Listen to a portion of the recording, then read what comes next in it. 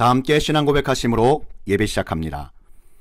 전능하사 천지를 만드신 하나님 아버지를 내가 믿사오며 그 외아들 우리 주 예수 그리스도를 믿사오니 이는 성령으로 잉태하사 동정녀 마리아에게 나시고 본디오 빌라도에게 고난을 받으사 십자가에 못 박혀 죽으시고 장사한 지 사흘 만에 죽은 자 가운데서 다시 살아나시며 하늘에 오르사 전능하신 하나님 우편에 앉아 계시다가 저희로서 산자와 죽은 자를 심판하러 오시리라. 성령을 믿사오며 거룩한 공예와 성도가 서로 교통하는 것과 죄를 사하여 주시는 것과 몸이 다시 사는 것과 영원히 사는 것을 믿사옵나이다. 아멘. 시편 85편 6절 말씀입니다. 주께서 우리를 다시 살리사 주의 백성이 주를 기뻐하도록 하지 아니하시겠나이까. 부흥의 불길, 시편 85편 6절 말씀입니다. 교회는 많으나 은혜가 부족하고 목회자는 많으나 영혼이 갈급합니다. 기도는 많으나 영적인 목마름이 끊이지 않고 성가대와 찬양단은 많으나 성령의 감동이 적습니다. 성경의 말씀 로고스는 풍성한데 변화된 말씀 레마의 송도는 적고 지도자들은 많으나 존경은 적습니다. 말은 많으나 들을 것이 없으며 조직은 많으나 효과는 없고 부흥에는 많으나 부흥은 찾기 어렵습니다. 도대체 어찌 된 일입니까? 우리의 영혼이 메말라 죽어가고 있기 때문입니다. 디모데후서 3장 5절 말씀처럼 경건의 모양은 있으나 경건의 능력은 부인하니 이 같은 자들에게서 내가 돌아서라. 아멘. 성경은 이렇게 안타까운 영적 현상에 대해 경건의 모양은 있으나 경건의 능력이 모자라서 그렇다고 영적인 진단을 해주시는 것입니다. 하나님 아버지께서는 험한 이 세상에 살고 있는 하나님의 모든 자녀들이 주님의 얼굴 뵐 때까지 하늘의 능력과 권세로 선한 싸움 이기고 영혼의 부흥 승리하시길 간절히 원하십니다. 그렇다면 주님의 자녀된 우리는 어떻게 영혼이 잘됨같이 범사가 잘되고 영원한 영적인 승리의 축복인 부흥을 누릴 수 있을까요? 오늘의 말씀 부흥의 불길, 이 말씀을 듣고 전하는 모든 주님의 자녀들이 하나님 아버지의 음성을 듣고 주님께서 주시는 진정한 영혼의 부흥을 체험하고 승리하시길 축복합니다. 성경은 하나님의 자녀라면 모두 다 영혼의 부흥이 너무도 절실하게 필요하다고 말씀하십니다. 우리를 다시 살려 주시옵소서. 오늘 이 본문 말씀 시편 85편 6절에 나온 말씀 아닙니까? 우리를 다시 살려 주시옵소서 하고 창자가 끊어지는 것 같이 간절히 부르짖어 기도했던 시편 기자처럼 우리는 하나님 앞에 엎드려 온 마음을 다해 간절히 부르짖는 저와 여러분 되기를 원합니다. 오래전부터 한국교회에서 불려지기 시작했던 부흥이라는 찬양 가사 중에서 부흥의 불길 타오르게 하소서라는 가사가 있습니다. 이 찬양을 들을 때마다 지쳐있던 목회 현장이나 선교 현장에서 많은 사역자들이나 주님의 자녀들이 다시 부흥을 사모하며 힘을 내고 서로 중보했던 기억이 납니다. 지금 우리와 같은 처지에 있는 교회에는 하늘에서 내려오는 생동감 있는 부흥의 불길, 이 부흥의 불길이 아주 절박하게 필요한 때인 것입니다.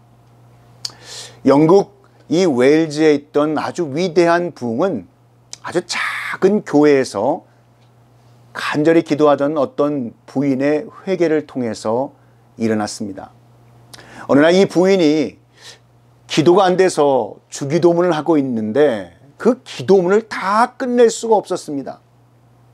기도는 이렇습니다.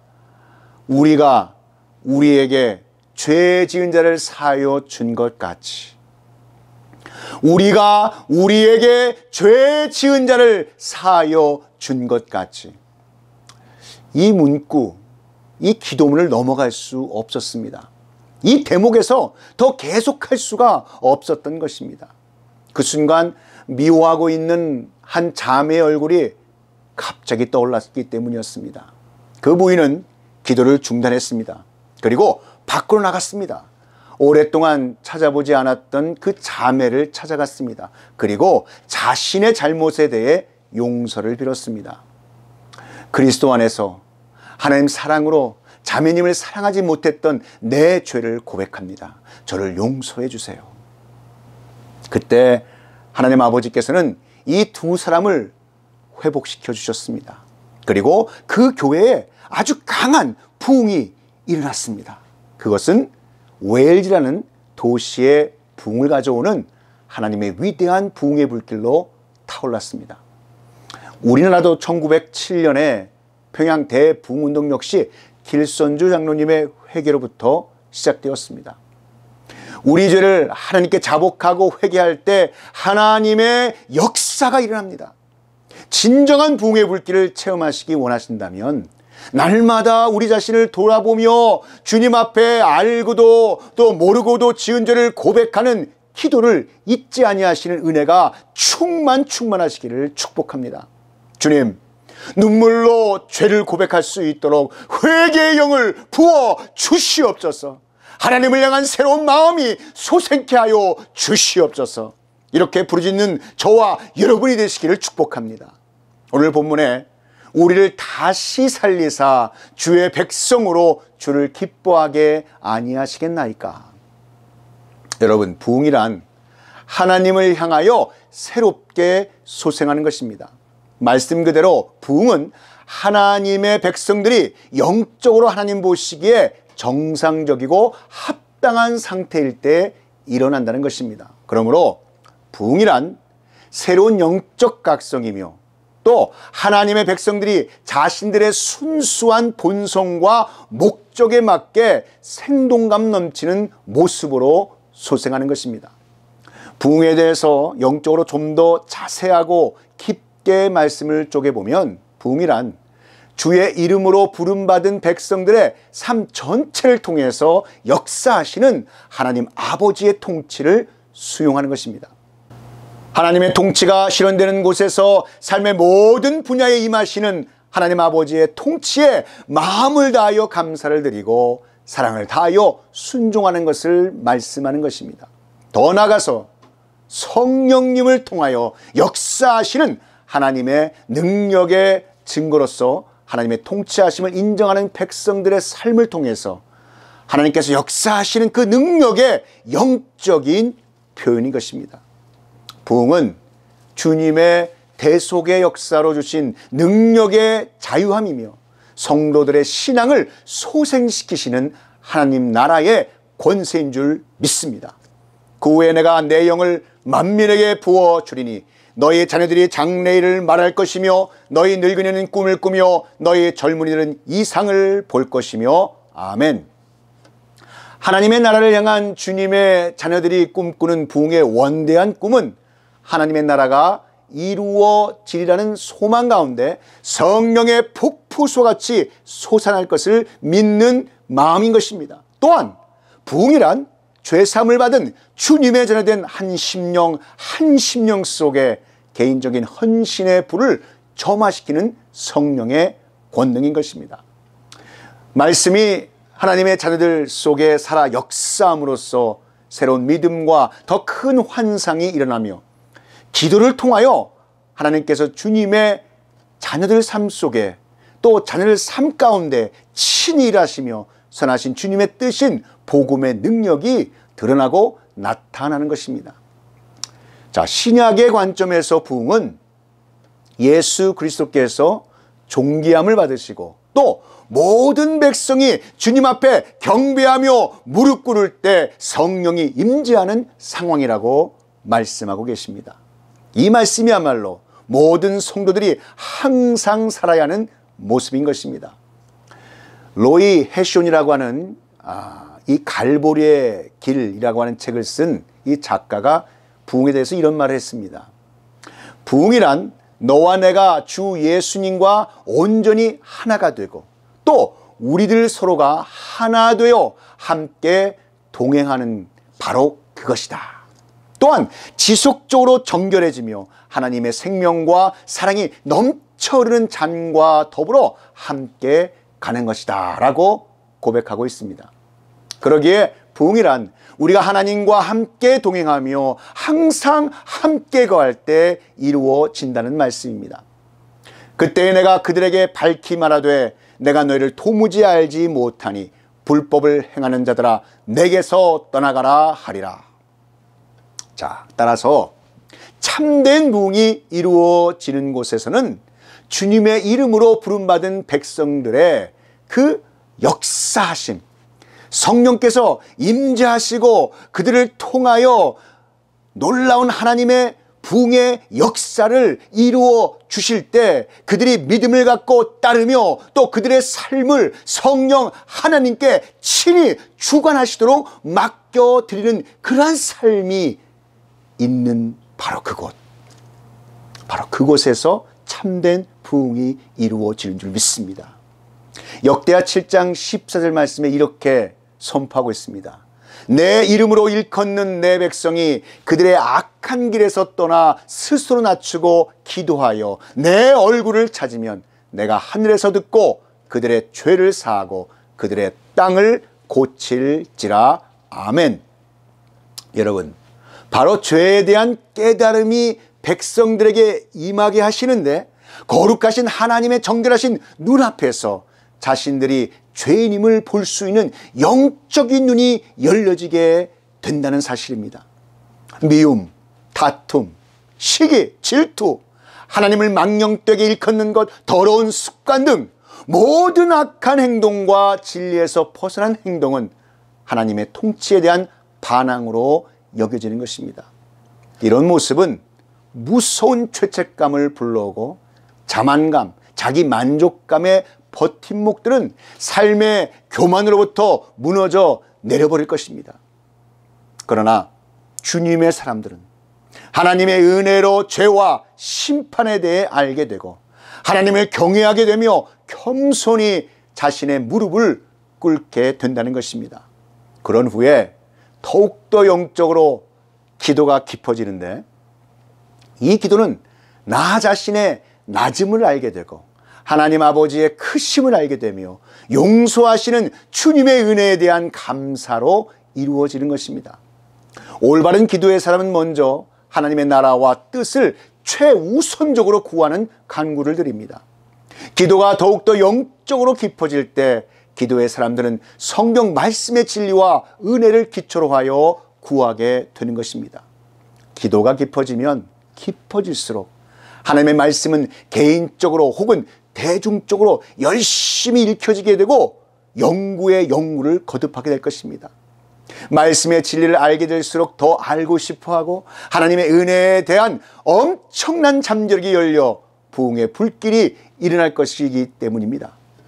이러한 기도의 비전에 붙들림을 받아 자복하고 회개할 때 하나님을 향한 믿음이 새롭게 될 줄 믿습니다. 사랑하는 성도 여러분, 뉘우치는 심령으로 남녀노소 할 것 없이 죄악된 길에서 돌아서고 자신들의 죄를 고백하며 주님의 긍휼하심 앞에 굴복하게 될 때 부흥의 불길이 놀랍게 번져갈 줄 믿습니다. 바로 이것이야말로 철저하게 영적인 집안 청소를 하는 것과 같은 것입니다. 이것은 참된 회개가 이루어졌다는 증거 중에 하나입니다. 우상을 섬겼던 옛 제단은 다 무너졌으며 하나님을 향한 예배의 거룩한 새 제단이 세워지며 죄악에서 떠난 자들은 다시 주님의 헌신과 사랑으로 하나님께 충성하게 된다는 사실입니다. 이것이야말로 하나님께서 주시는 부흥의 불길, 이 부흥의 불길에 합당한 순종과 믿음의 축복인 것입니다. 그러기에 부흥은 그 열매로 바로 알 수 있습니다.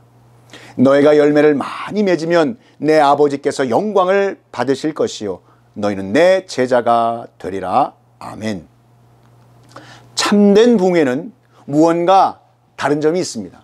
부흥은 많은 것을 변화시키는데 먼저는 하나님 백성들의 생각과 마음을 변화시키고 이 변화는 세상까지 더욱 확장되게 되어 있습니다. 좀 더 영적으로 깊게 보면 성령과 깊은 영적인 교제인 내주하심이 역사하고 있다는 것입니다.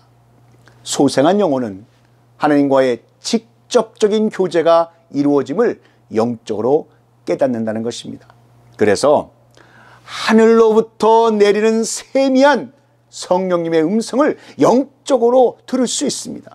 그러므로 기도는 하나님께서 친히 일하시는 믿음의 놀라운 체험이 우리의 삶의 현실 가운데 이루어지는 부흥의 통로인 것입니다. 그러기 위해 기도란 무엇인가에 대한 정확한 뜻을 아셔야 합니다. 자, 기도란 내 영이 성부, 성자, 성령, 성삼위 임재 안에 들어가 나를 통해 하시고자 하시는 하나님의 뜻과 일이 무엇인지 깨달아 알게 하시는 것입니다. 그러기 위해 바른 기도의 자세가 필요합니다.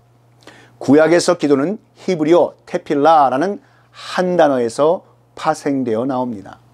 하나라는 이 이론론적 세계관을 함축하고 있는 단어이기도 합니다.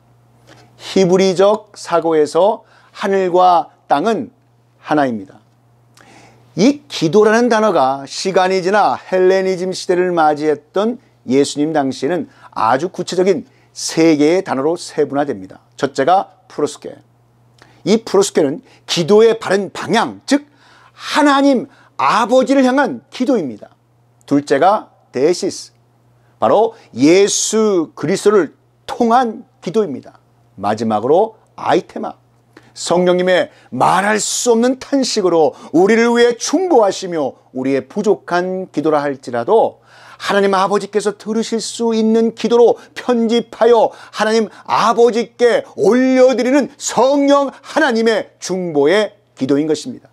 그러므로 기도는 성삼위일체 안에서 모든 기도의 방향은 오직 하나님 아버지께로 향해야 하며 그것은 곧 우리를 대신하여 십자가 도상에서 중한 고통 당하시고 죽으신 예수 그리스도를 통하여 나아가야 하며 때론 부족하고 연약한 우리의 기도를 말할 수 없는 탄식으로 우리를 위하여 오늘도 중보하시는 성령 하나님의 기도에 의지하여 나아갈 때 온전한 기도, 부흥의 기도로 강력하게 역사하시는 하나님을 경험하게 되실 줄 믿습니다. 이러한 부흥의 불길이 저와 여러분의 삶 속에 충만하시기를 우리 구주 예수 그리스도의 이름으로 축원합니다. 여러분, 이번 주일은 PCA 교단 이 센트럴 조지아 미국 노회에 속해 있는 스트롱 타워 펠로십 철치 성도님들과 영어 예배를 연합으로 드리게 되었습니다. Let the fire of revival, Psalm chapter 85 verse 6. Will you not revive us again, that your people may rejoice in you? We have many churches in our land, but we have not felt much of a spiritual impact. Many pastors, but still souls have no vitality. Yes, many houses of prayer, but many are spiritually exhausted. Many choirs and great musicians, but the listeners are not inspired. Many Bible verses, but few transformed. Many leaders, but they are not respected. Many words and written and spoken, but all sounds hollow. Many Christian organizations, but they have no effect upon society. Many annual revival meetings at churches, but not revival, just programs. What is happening to us? What's going on? God seems to be far away and souls are starving. There is a great famine in the land. We have a form of godliness, but no power thereof. Spiritual renewals is badly needed once again, starting with myself. Just as the psalmist cried out, "Revive us again! Revive us again!" My soul cries out for touch of his hand. as it kneels before the presence of God. Whenever my heart hears a congregation singing a song, let the fire of a revival burn aglow, which is fast spreading all over the land these days, yearn for the true revival. We now need a fresh revival in the churches. Coming alive to God. Psalm 85:6.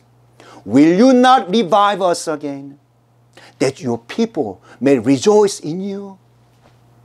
Revival is coming alive to God. As such, it is a normal state of God's people. The words itself, as used in the Old Testament, suggest the idea of causing to return to life.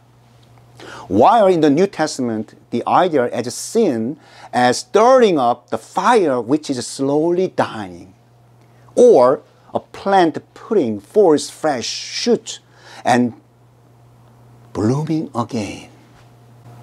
Thus, from a theological point of view, revival is simply the awakening of people to their true nature and purpose.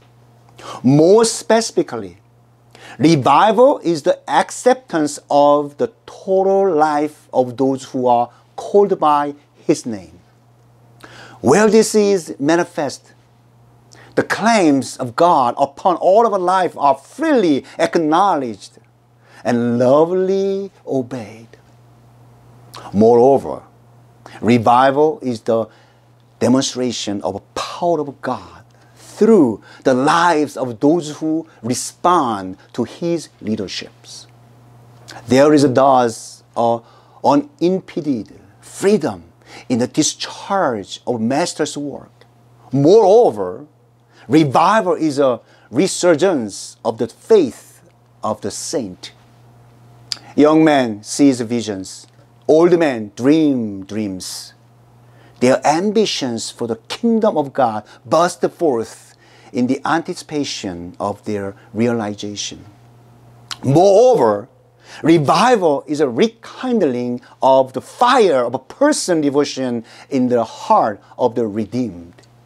New faith and larger vision is inspired as the word's lives in them, and prayer breathes through them the will of God. When put as New Testament perspective, revival is the embodiment of the Holy Spirit when Christ is exalted. And when every knee bows in adoration before Him, it is the atmosphere in which the angels feel at home, and demons dare not speak. This is plan on which every saint should live all the time. As the book of the Calvary Road, written by Roy Hession, says like this: revival is just you and I walking along the highway in complete oneness with the Lord Jesus and with one another, with the cups continually cleansed and overflowing with the life and love of God. Revival comes when we get right with God. Matthew chapter 7 verse 23. Then I will tell them plainly, I never knew you. Away from me, you evildoers. And 1 Peter chapter 4 verse 17. Judgment must begin at the house of God. Sinners are not likely to move in until the saints move up. Consequently, where a true revival comes, the people who call themselves by the name of the Lord must let the Spirit of God have His way in and through their lives. The formula is described in 2 Chronicles chapter 7 verse 14. If my people who are called by my name will humble themselves and pray and seek my face and turn from their wicked ways, then will I hear from heaven and will forgive their sin and will heal their land. Amen. Amen. Prayer takes on a new meaning. the experience of God becomes a reality. To do this, we needed to know the exact meaning of what prayer is. Prayer is when my spirit enters into the Trinitarian presence of the Father, Son, and Holy Spirit and realize what God's will and work is that He wants to do through us and through me. To do this, I needed the right attitude of prayer. Prayer in the Old Testament is derived from one word. It's the Hebrew word tefillah. It's a word that reveals the Hebrew monistic worldview. In Hebrew thought, heaven and earth are one. Over time, in the time of Jesus, in the Hellenistic era, this word breaks down into three very specific words. First is proske, the right direction of prayer towards our Heavenly Father. Second is desis, prayer through Jesus Christ. And finally, aitema, the prayer of intercession, in which the Holy Spirit intercedes for us with unspeakable groanings and compiles our inadequate prayers into a prayer that God the Father can hear. Therefore, in the Holy Trinity, all prayer must be directed to God the Father, and that is through Jesus Christ, who suffered and died on the cross in our place. And I believe that as we rely on the prayer of God, the Holy Spirit, who intercedes for us, even today, with unspeakable groans for our sometimes inadequate and weak prayers, we will experience God working powerfully through perfect prayer, the prayer of revival. May this fire of revival be abundant in my life, in your life, in our lives and yours. In the name of our Savior, Jesus Christ. Let us pray. Our Heavenly Father, thank you for your word. We call on your name, Jesus, today. We ask that you would move and you would do new things in the hearts and lives around us. We pray for spiritual awakening to take place. We will look around at the dry bones in our societies and in our city. We see people who have no idea who you are. We see people who have been hurt by the sins of others. Lord, show us your power and your glory. In Jesus' name we pray. Now, through the redeeming grace of our Savior Jesus Christ, and great love of God the Father, and inspiring power of God the Holy Spirit, filled you with the fire of the Holy Spirit, and be with you in all places where the word of this truth is testified, from this time forth and forever. 지금은 우리 구주 예수 그리스도의 구속의 은혜와 만극하신 하나님 아버지의 극크신 사랑하심과 성령 하나님의 감화 감동 위로교통 충만케 하심이 성령의 불이 임하여 주시옵소서. 이 진리의 말씀이 증거되는 곳곳마다 이제로부터 영원히 함께 있을지어다.